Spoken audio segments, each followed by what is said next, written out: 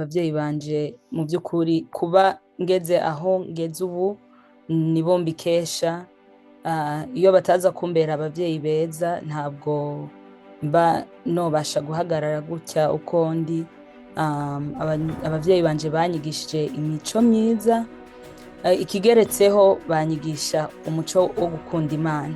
Byaradushimishije kumva abamama bo kwishira hamwe bakavuga uti reka duhamagare abana bacu. Bundi bwo umumama si umumama gusa, ahubwo umumama iyo abaye umuvyeyi birushirizaho kuba vyiza. Rero kuba baraduhamagaye batweretse yuko ari n'abavyeyi. Abamama baduhaye platform yo gukoreraho, baduha n'intege zo gukora. Rero iyo hageze mu bikorwa baratubwira uti mwebwe nimutubwire ibyo mushaka, nimutubwire ibyo mwifuza kugeraho, natwe turi hano tubari inyuma. So ijwi ry'aba youth muri IBWO rifise akamaro, rifise igiciro, ndibaza nuko bavuga. Ariko kandi ntabwo rigenda gusa. Abamama iyo bamaze kumva ati aba youth bashaka iki, baca bashira hamwe bakagishiramwo imbaraga kugira ngo kibe. Twisanze mu isi tutari tuzi, kandi abenshi nta nubwo bamenya aho bavuye ngo ni hehe. Reka dufatire ku rugendo rwanje. Navukiye mu nkambi, mva mu nkambi ngenda mu gihugu ca Amerika, shikira mu mico itandukanye niyo nasanze mu nkambi. Ariko kandi niyo mico yari iri mu nkambi yari itandukanye n'igihugu, n'iyigihugu abavyeyi bavuyemo. Urumva ko aho hariho complex nyinshi zishobora gutuma umwana atamenya uko yogenza ubuzima. Usanga benshi tukiri kurondera identity yacu. Ndi umunyakuri mu vy'ukuri, ndi umunyakuri, kandi mu bikorwa byose maze gukora muri IBWO always ntanga 100%. Mu mugambi wo kubandanya twiyegereza abandi bayobozi tuzi bakora ineza, bakoresha umwanya wabo ku neza ya benshi, uyu munsi twongeye kwegera umwe mu bayobozi bayoboye ugwaruka rwo mwishirahamwe IBWO, International Burundian Women Organization. Aragiye kutwidondora kandi atubwire ku bijyanye n'igisata cy'ugwaruka mu iryo shirahamwe niwe gihagarariye ku rwego rw'isi. Araza kutubwira ibikorwa uko biriko birabandanya, uko bamenyanye n'iryo shirahamwe IBWO, n'ijwi bafise mu iryo shirahamwe, kugira natwe twumve nk'abantu bakuru canke abandi bantu tubaye muri community y'abarundi n'abandi bose bari hafi yabo twoshobora gukorera hamwe. Karibu. Murakoze cyane. Ku mazina yanje nitwa Niyera Dolly Ninette, ariko abantu benshi banzi ku izina rya Dolly. Nkaba ndi umukobwa udafise umugabo ariko nkaba mvuka mu muryango mwiza, mu muryango w'abakristo, umuryango ukunda abantu ugakunda n'Imana. Muri make nuko novuga kuko ibindi byose biza inyuma yo kubanza kuba mu muryango.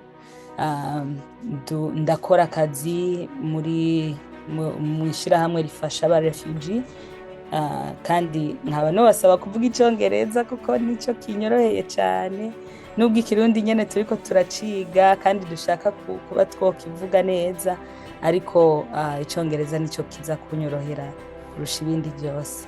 Rero ndabashimiye. Muri introduction muvuze neza umuryango wanyu. Tubwire umuryango niki kigutuma kuvuga neza, vuze ati umuryango mwiza, umuryango w'abakristo. Nimba taco bigutwaye, nkeka abavyeyi bawe bashobora kuba bakubereye intangarugero? Ego cyane. Abavyeyi banje mu by'ukuri kuba ngeze aho ngeze ubu nibo mbikesha. Iyo bataza kumbera abavyeyi beza ntabwo mba nobasha guhagarara gutya uko ndi. Abavyeyi banje banyigishije imico myiza, ikigeretseho banyigisha umuco wo gukunda Imana. Mu by'ukuri banshize mu nzira nziza, inzira y'agakiza, inzira ituma mba ndi umunyamahoro, kandi ngakunda abantu, ngakunda no kubana n'abandi neza. Yego. Papa wanje ni umupasiteri muri church bita Calvary International Revival Pentecostal Church. Mama wanje nawe ni umukuru w'abamama muri iryo torero, ariko kandi ni n'umukuru w'abamama mu muryango wacu. Okay. Birumvikana amavuta y'ubuyobozi uyakomora ku mpande zose. Tugiye kuvuga ku bijyanye n'igisata muhagarariye cy'ugwaruka mu ishyirahamwe IBWO, International Burundian Women Organization. Twaraganiriye n'umwe mu bayobozi baryo, baratubwira ko hari wowe uyoboye ugwaruka ku rwego rw'isi yose. Tubwire ni gute mwamenyanye n'ishyirahamwe IBWO? Murakoze. Ni gute twamenyanye n'ishyirahamwe IBWO? Ni urugendo rurerure, ariko novuga ko twahawe invitation yo kugenda muri Atlanta, Georgia, ariho habereye opening ya IBWO.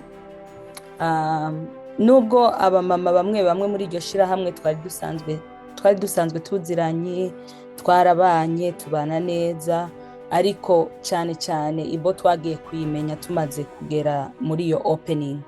Tunamenya vision na mission yabo, bidutera kuyikunda.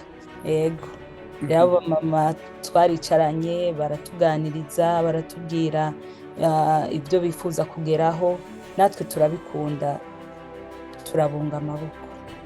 Twebwe turi mu ishyirahamwe bita BCUSA, Burundian Coalition in USA. Twaragiye turaraba dusanga mu mashyirahamwe yacu y'abantu bakuze, na twebwe iwacu ugwaruka si rwinshi, nta nubwo dufise, reka tubivuga uko. Mwebwe IBWO ibiyegereza nk'ugwaruka, bakabatumira ati mugende mubane nabo, mwabyumvise mu gute?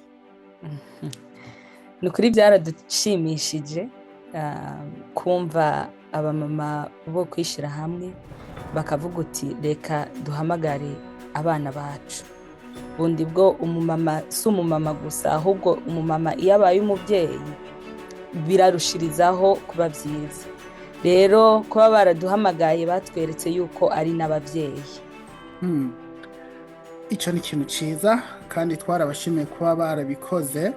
Nk'umuyobozi uhagarariye urundi gwaruka, bakugenda k'urwo rwego wabyiyumvise mu gute? Ewe, uku nyene mvuze ngo ewe.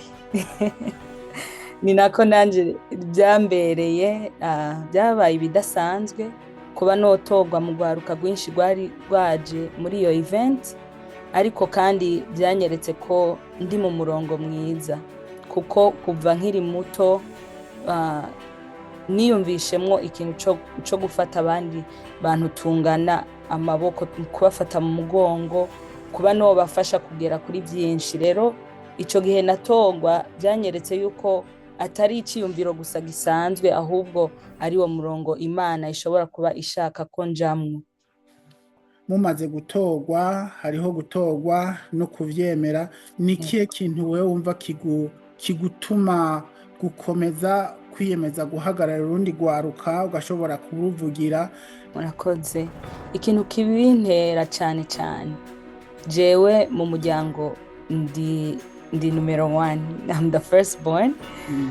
Rero ikintu cyo kumva ko mfise abandi bana ndabahetse ku mugongo ni ikintu kiza naturally.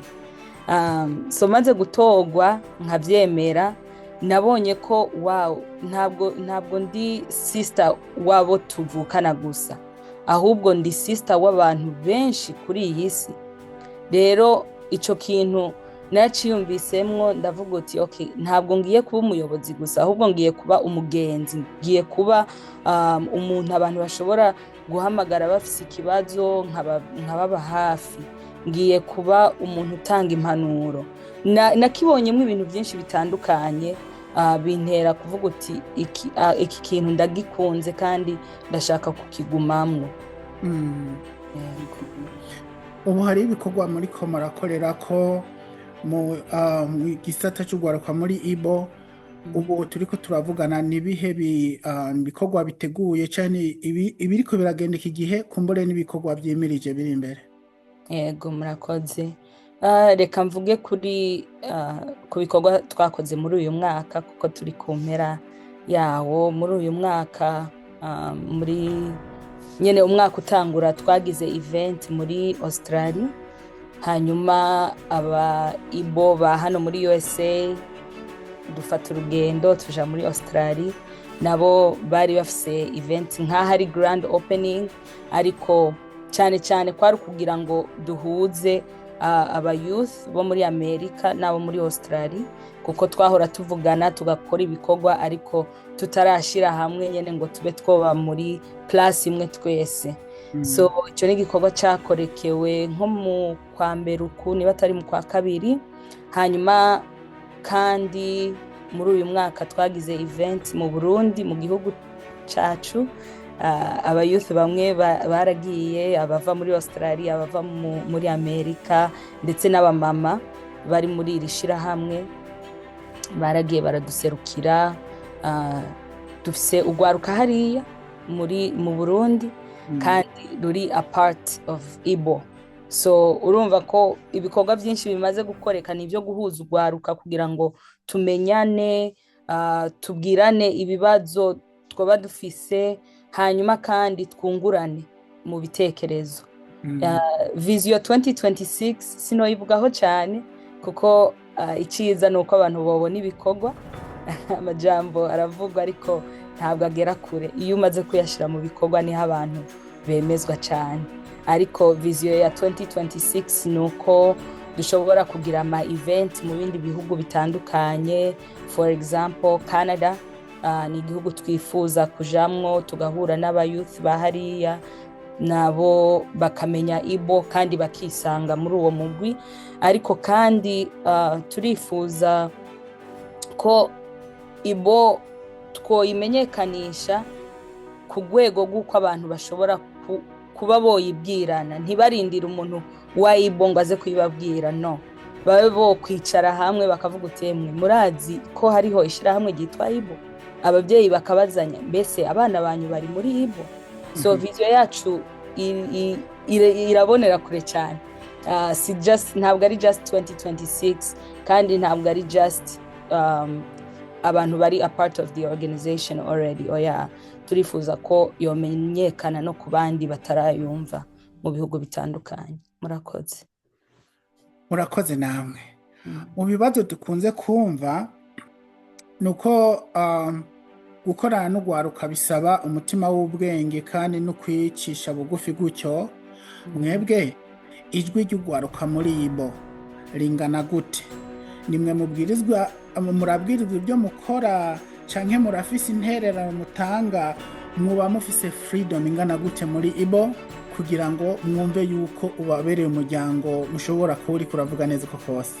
Yego murakoze. Reka ndabivuge gutya. IBWO is made by women for youth.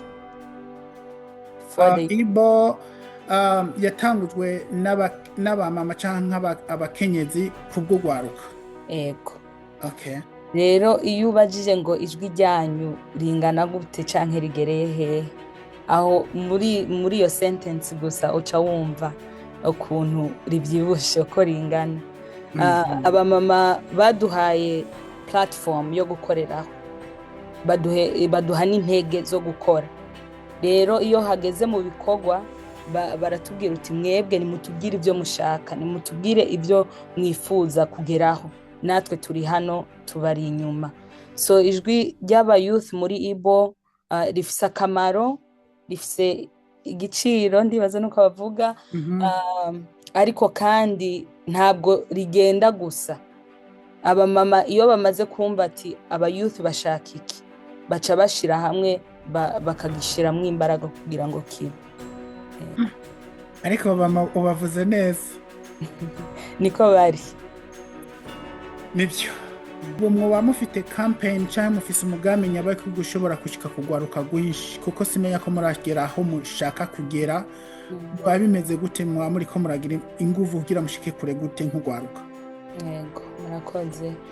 ubu campaign dufise kubera ko aribwo tugitangura, turashaka kubanza guhura n'aba youth bakunze ibintu by'ama event canke nyene ibintu byo guhura n'abandi. Ntabwo novuga ko kubagera ko bitugoye, oya ntabwo bitugoye kuko dufise abamama benshi mu bihugu bitandukanye, kandi force dufise nk'aba youth leaders ni nini, sinobura uko nyivuga, kuko aba youth dufise aba youth bari very intelligent, bari strategic, kandi aba youth bari mu nzego zitandukanye. Buriya iyo ufise abantu bari similar, bose basa, bafise ivyiyumviro bingana, ntabwo mushobora kugera ahantu kure. Ariko twarahezagiwe muri IBWO, dufise abantu benshi batandukanye, turafisemwo abadogiteri, turafisemwo aba psychologist, turafisemwo aba employment managers, urumva turi mu nzego nyinshi zitandukanye.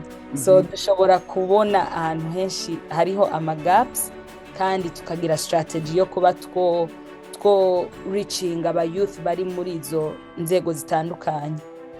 Nkuko nahereye ko mbivuga, hanje mvuka mu muryango w'abakristo, mu muryango w'abakristo rero biroroshe cyane kugera ku bantu b'abakristo, kuko mfise ibintu byinshi duhuriyeko.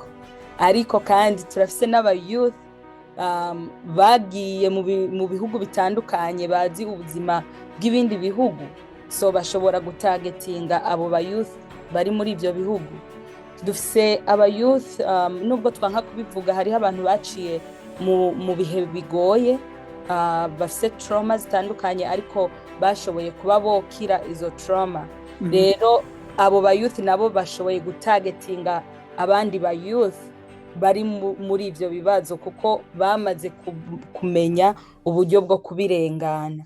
Rero strategy yacu niyo, nukuzana imbaraga za buri muntu wese uri muri IBWO, tukazishira hamwe, hanyuma rero tugatargetinga abantu dushaka. Rero murakoze. Ni ibihe bibazo mumaze kwibonamwe hagati mu gwaruka muri mwebwe, ibintu mwaba mwagomba kuba mwoshikaho, ariko mugasanga hariho ibibazo, hariho utubazo turi hagati yanyu? Mwavuze ati hariho nk'ugwaruka usanga baraciye muri bafise trauma biki n'ibiki, mugerageza gufashanya hagati yanyu kugira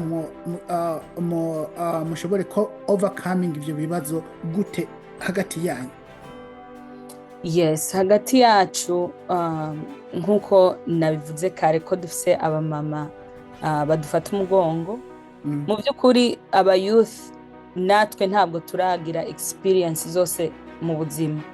Rero kuba dufise abamama badutanguriye rino shira hamwe, bamaze kugira experience y'ibintu bitandukanye, biradufasha cyane iyo twagize ibibazo. Nivyo turaja hamwe nk'aba youth leaders canke aba youth bari muri IBWO, tukaganira ku bijanye n'ibibazo ducamwo. Ariko iyo byaturengereye, abo bamama nibo batuba hafi, bakaduha counseling sessions, canke se bakanaduhuza n'abandi bantu bari specialized muri areas z'ibibazo tuba turi gucamwo. Sinoreka no kuvuga ko dufise abapapa bari muri IBWO, nubwo yitwa International Burundian Women's Organization.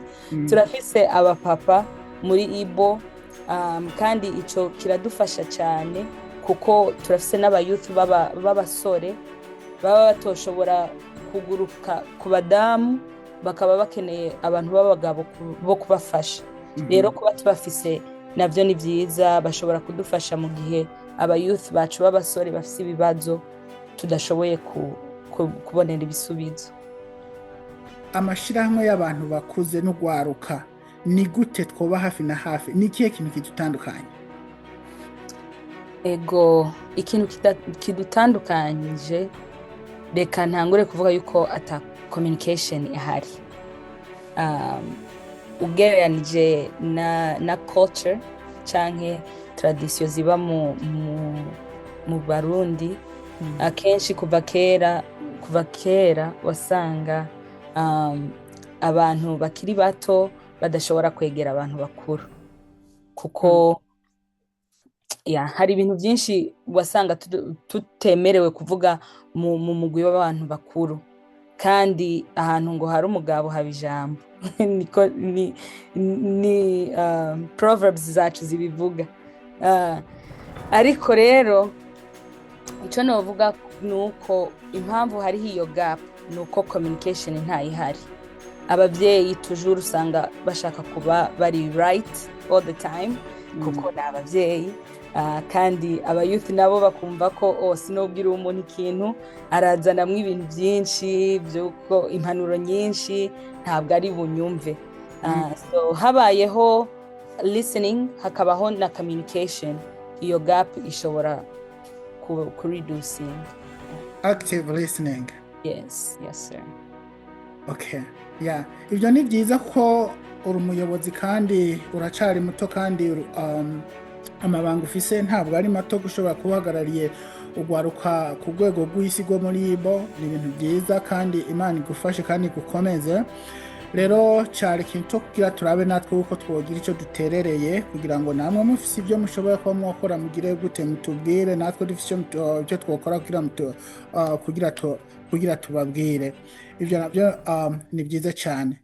Hari igihe usanga ababyeyi bidogera cyane ugwaruka, bavuga ati ugwaruka rwananiranye cyangwa rwagize gute iyo mubonye umwe muri mwebwe kumbura afise imyitwarire itari myiza, mwebwe namwe mubyakira gute? Ego murakoze. Iyo tubonye yuko umwe muri twebwe adafise imyitwarire myiza, cyambere turamwicarika tukamuganiriza, kuko umuntu aca muri byinshi mu buzima kandi ntawe ubura inenge, ntawe ubura ikosa. Rero tugerageza kubanza kwicara hamwe tukumviriza uwo muntu ni igiki kiri gutera ico kibazo. Hari n'igihe usanga ari ikintu gishoboye gukugwaho mu minsi mike cyane, cyangwa ugasanga uwo muntu yabuze uwundi muntu yovugana nawe. So that's how we start. Tubanza kumwicarika tukamuganiriza, tukamwumviriza, hanyuma tukanamuha impanuro, tukamwereka inzira nziza yo kuba yocamwo kugira ngo yongere asubire ku murongo mwiza. Nivyo kandi murakoze. Ni ikihe kintu natwe abantu dukuze mubona muravye aho mugeze mwebwe nk'ugwaruka, nihe twebwe abantu bakuze twogira ico twobaterera kugira ngo ivyo mwifuza gushikaho bishike kure gusumba? Ni igihe mbona cokogwa from your own experience? Ego murakoze. kandi rero kino kintu reka tugifate gutya, rwaruka rwinshi ruri mu bindi bihugu. Ikintu ca mbere abantu bakuru bakeneye kumenya ni uko twisanze mu isi tutari tuzi, kandi abenshi nta nubwo bamenya aho bavuye ngo ni hehe. Reka dufatire ku rugendo rwanje. Navukiye mu nkambi, mva mu nkambi ngenda mu gihugu ca Amerika, shikira mu mico itandukanye niyo nasanze mu nkambi, ariko kandi niyo mico yari iri mu nkambi yari itandukanye n'iyigihugu ababyeyi bavuyemo. Urumva ko aho hariho complex nyinshi zishobora gutuma umwana atamenya uko yogenza ubuzima. Usanga benshi tukiri kurondera identity yacu, kandi ababyeyi benshi kubera ko nabo bisanze bageze mu bihugu batazi, bakagerageza gutangura ubuzima ubundi busha, bibagiwe ko turafise abana turi kurerera muri ibi bihugu, kandi iyo bagiye ku mashuri hari iyindi mico biga. Nubwo bogenda ku rusengero, ko abenshi bazi ko ku rusengero ariho hantu heza ho kubonera imico myiza, ariko ntabwo ari uko bimeze. Iyo abantu babi binjiye mu rusengero n'imico mibi irinjira. Rero ababyeyi rero baribagira ibyo byose, bavuga uti abana bacu bagiye ku rusengero nta kibazo bafise, abana bacu bari ku ishuri nta kibazo bafise. So kugira ngo babashe kumenya ati ni gute twafasha abayuth, nuko bagomba kubanza kumenya ko abayuth bisanze muri cultures batazi, kandi bakiriko bararondera abo baribo. abantu bakuru mukeneye kwicara mukavuga uti okay, reka dutangurire from A dusubire kuri A. Buriya wigisha umwana kuvuga ni nako mukeneye kongera kutwigisha twebwe aba youth. Buriya utamika umwana ibyo kurya niko natwe mukeneye kongera mukadutamika mukavuga uti abana bacu bahuye n'ibintu byinshi, reka twongere tubahe care. Abavyeyi benshi ntabwo bazi kubwira abana babo ngo ndagukunda, kandi twaje mu isi abavyeyi babwira abana ko babakunda. Abavyeyi benshi ntabwo bazi kwicara ngo babaze abana mbese ku ishuri byagenze gute no munsi, ariko culture ya hano abavyeyi benshi baricarika abana bakababaza ku ishuri byagenze gute. Rero tuntu duto nk'utwo nubwo tutubona nk'aho ari duto, nitwo dutuma iyo gap iba ntoya, nitwo twotuma abavyeyi bashobora kumenya ibibazo biri mu bana babo. Abavyeyi benshi bakunze kubona ko habaye ikibazo iyo umwana atanguye kuza muhira yanyweye nyene, urabyumva, yanyweye urumogi cyane alcohol, akabona umwana ntiyatashe, niho abavyeyi batangura kuba alarmed, bumva ko habaye ikibazo. Ariko mu by'ukuri akenshi usanga ikibazo cyatanguye kera cyane. Umwana akaza yashaka kukubwira uko byagenze ku ishuri, agasanga uvuye ku kazi warushe, wiryamiye, wisinziririye, ntiwanamubajije nawe uko byagenze. Wabyuka mu gitondo ukamusigira ibikorwa, list y'ibikorwa byo gukora, ariko ntumwibuke nawe ngo umubaze uko ubuzima bwiwe buhagaze. Nuko nawe bivuga mu magambo nyine baki. Aya majambo arimo kuri kwinshi. Ariko nyine wa mugani uvuze ati urwaruka rwisanze mu isi baciga kandi batagizemo uruhare.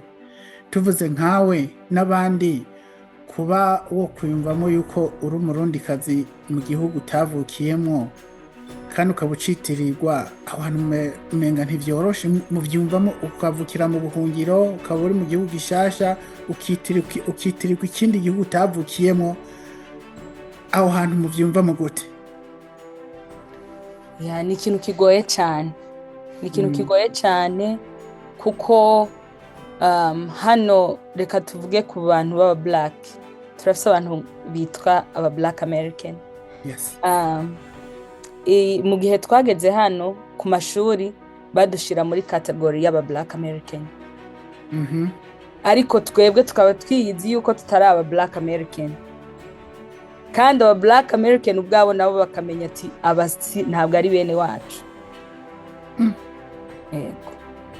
Rero nkanje reka mvuge ku rugendo rwanje kuva nkiri muto, hari igihe navuga ko ntari umurundi kuko ntabyo nari nzi. Kuri dossier yanje handitse ko mva muri Tanzania. Ngeze hano nakira ubwene gihugu bw'abanyamerika. None kwihuza n'abarundi byari kubera hehe? Nagera ku ishuri naho bakambwira ngo uri mu black American. Ukumva byose sivyo. Nkumva byose sivyo. Kandi ngeze mu barundi bene wacu kubera kutamenya imico canke se kutaba exposed kuri community y'abarundi benshi, ugasanga nabo barambwira ngo ntabwo uri kuvuga neza, ngo hano wavuze nk'umunyarwanda canke hano iki kirundi cawe ko washizemo igiswahili cinshi. So izo ni complexity nyinshi zitera twebwe aba youth kumva ko tutari twebwe, ntabwo turimenya, ntabwo turamenya ko indani muri twebwe turi abarundi n'abarundi kazi. Ntabwo turamenya ngo noshobora kugenda hariya nkavuga ko ndi umurundi sinumve ikibazo. Yego. Aho biruko muri IBWO, muri department y'ugwaruka, ikintu ubona mumaze gushikaho kumva kiragushimishije ni iki? ikintu tumaze gushikaho nkumva kiradushimishije muri department y'ugwaruka. Icya mbere cyo ni uburyo twashoboye gukora ibikorwa byinshi mu mwanya mutoya. Turamaze gukora event zishika kuri 3 kuva twatangura mu buyobozi, kandi izo event zakorewe mu bihugu bitandukanye canke mu ma state atandukanye. Ni ikintu kitoroshe kuko aba youth bacu bari investinga cyane muri iki gikorwa. Abenshi barigurira amatike yo kugenda muri ayo ma event, baba leaders nibo ndi kuvuga. Abandi bagatanga imyanya yabo.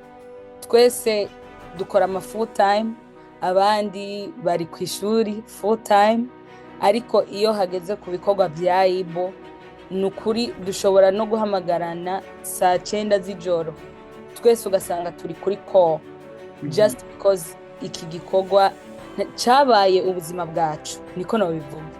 Byarenze kuba gusa mwishira hamwe, kwitirirwa iryo shira hamwe, byabaye ubuzima bwacu.